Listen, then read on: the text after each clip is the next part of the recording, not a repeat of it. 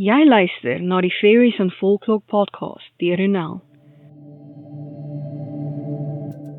Ek is donker fantasieskrywer Ronel Janse van Vieren, met meer as 'n dekade van rondsniffel in stowwerige volkskindeboeke, om wesens van verbeelding wat my nuuskierigheid aangewakker het na te vors, is ek hier om die volkskunde in 'n neutedop te deel, en hoe ek dit herverbeel het vir my skryfwerk in 'n oorsprong van die vee. Hierdie is die Fairies and Folklore podcast. Hi, ek is jou gasvrou Ronel Janse van Vieren. Noem my sommer net Ronel.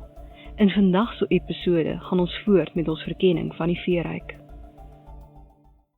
Hierdie episode is geborg deur my boek Eens, Verhale, Mythes en Legendes van Fairy, beskikbaar in meeste formate. Leer meer oor hoe Fairy se geheime onthul word deur te gaan na ronelthemythmaker.com/my-books.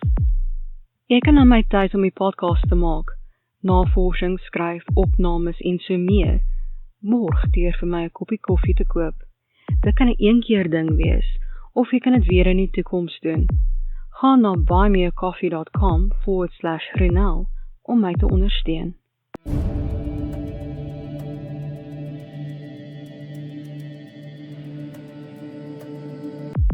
Ons gaan voort met ons verkenning van die sterkste spelers van Fairy. Vandag se vee, Kushi of Viehhonde, volkskunde in 'n neutedop deur Ronel. Die Kushi is 'n spektrale hond wat in die berglande van Skotland voorkom. Dit is soortgelyk aan die Ierse Kushi en die Wallise Sin-Aan. Hierdie viehhonde is die grootte van 'n groot kalf, met die voorkoms van 'n wolf en het donkergroen, ruige pelse, anders as die meeste ander spektrale honde wat swart, wit of rooi is. Hul lang sterte is of gekrul of gevleg, en hul pote is so groot soos 'n man se hand. Kushi beteken veehond, en dus is die groen van hul pelse net nog 'n verband met die vee. Groen is tradisioneel die kleur van die vee. Daar word vermoed dat die Kushi in die rotse in die berglande woon en in die heide en berge rondloop. Dit is gevaarlik om hierdie stille jagter te ontmoet en nog erger om sy blaf te hoor.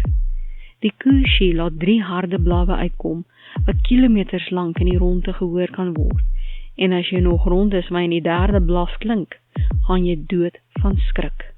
In daardie opsig tree hierdie viehhond baie op soos die banshee wat die dood aankondig, of selfs as die dood self siele vir die ander kant versamel. En nou, vir my interpretasie van die vee, in 'n oorsprong van die vee, Kushi. Kushi is soms uitruilbaar met viehhond. Die Kushi is 'n viehhond in die Skotse mitologie, wat gewoonlik in die vorm van 'n groot swart en bruin hond, Rottweiler is. Hulle het amberkleurige oë wat helder brand terwyl hulle toer. Hulle beskerm die van die mis, mense met magiese vermoëns wat belangrik is vir die veevorste en kinders van albei wêrelde, half vee en half sterfling. Hulle gebruik verstandpraat, 'n vorm van telepatie, om te kommunikeer, en almal van hulle praat sonder kontraksies, behalwe hedendaagse Sephira en diegene wat skelm geword het. Die Kushi is die kragtigste van alle vee.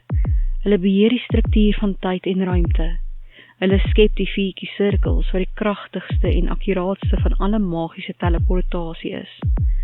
Hulle kan enige plek in tyd gaan om iemand se lewe reg te stel of om in te meng. Wanneer die Kushi iemand beskerm, weet almal wat van hulle weet dat die persoon wat beskerm word iets besonders is. En nou, as 'n klein bonusie, kom ons kyk na die vertaling van Kushi of viehhond na Engels. Kushi of Fairy Dog. Ek hoop dat jy hierdie episode van die Fairies and Folklore podcast geniet het, en dat jy iets nuuts oor die vee geleer het. Onthou dat jy 'n transkripsie van hierdie episode in die beskrywing kan kry. As jy nuut is by die podcast, hoekom jy na my webtuiste ronelthemythmaker.com gaan en 'n gratis kopie van Ongesiens, die 2de boek in die veeverhaalreeks kry nie? Toe 'n volkskunde, toorkrag en gevaar wag. Pas op!